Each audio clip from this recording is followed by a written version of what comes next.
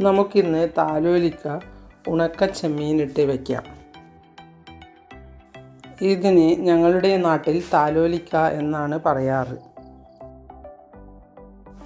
ഇതിൻ്റെ പുറമെല്ലാം വൃത്തിയാക്കി ചെറുതായി മുറിച്ചെടുക്കാം. ഒരു പാനിലേക്ക് 1 ടേബിൾ സ്പൂൺ വെളിച്ചെണ്ണ ഒഴിച്ചു കൊടുത്ത് അതിലേക്ക് 2 നുള്ളി കടുകും 2 വറ്റൽമുളകും പൊട്ടിച്ച് ഇട്ട് കൊടുക്കാം.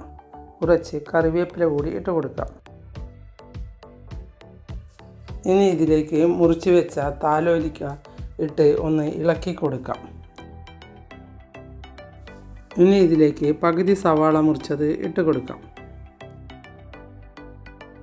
താലോലിക്ക നല്ല ഹെൽത്തിയായ ഒരു വെജിറ്റബിളാണ്. ഇനി ഇതിലേക്ക് 1/4 ടീസ്പൂൺ മുളക് പൊടിയും 2 നുള്ളി മഞ്ഞൾപ്പൊടിയും ഇട്ട് കൊടുക്കാം. അതൊന്ന് ഇളക്കി മൂടി വെച്ച് വേവിച്ചെടുക്കാം. ഇത് പെട്ടെന്ന് വെന്ത് കിട്ടും. ആവശ്യത്തിനുള്ള ഉപ്പിട്ട് കൊടുക്കാം. ഇനി സിമ്മിൽ വെച്ച് വേവിച്ച് ഇടയ്ക്കിടെ മൂടി തുറന്ന് ഒന്ന് ഇളക്കി കൊടുത്താൽ മതി. ഇതിൽ വലുതായി വെള്ളമൊന്നും ഒഴിക്കേണ്ട. 1 ടേബിൾ സ്പൂൺ വെള്ളം വേണമെങ്കിൽ ഒഴിച്ചു കൊടുത്താൽ മതി. ചിലപ്പോൾ ഇതിൽ വെള്ളമുണ്ടാവും. ഇനി ഇതിലേക്ക് 2 ടേബിൾ സ്പൂൺ തേങ്ങ ഇട്ട് കൊടുക്കാം. തേങ്ങ ഇട്ട ശേഷവും നമുക്കൊന്ന് മൂടി വയ്ക്കാം.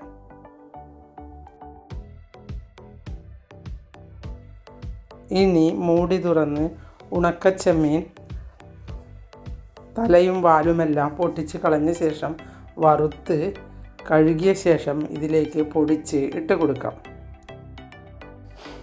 ഇനി ഇതിലെ വെള്ളം നല്ലതുപോലെ വറ്റുന്നത് വരെ ഒന്ന് ഇളക്കി വേവിച്ചെടുക്കാം. വെജിറ്റേറിയൻ ആണെങ്കിൽ ഉണക്കച്ചെമ്മീൻ ഇടേണ്ട. ഉണക്കച്ചെമ്മീൻ ഇട്ടിട്ടില്ലെങ്കിലും ഇതിന് നല്ല സ്വാദാണ്. എൻ്റെ വീഡിയോ ഇഷ്ടപ്പെട്ടുവെങ്കിൽ ലൈക്ക് ചെയ്യാനും സബ്സ്ക്രൈബ് ചെയ്യാനും ഷെയർ ചെയ്യാനും കമൻറ്റ് ചെയ്യാനും മറക്കരുത്.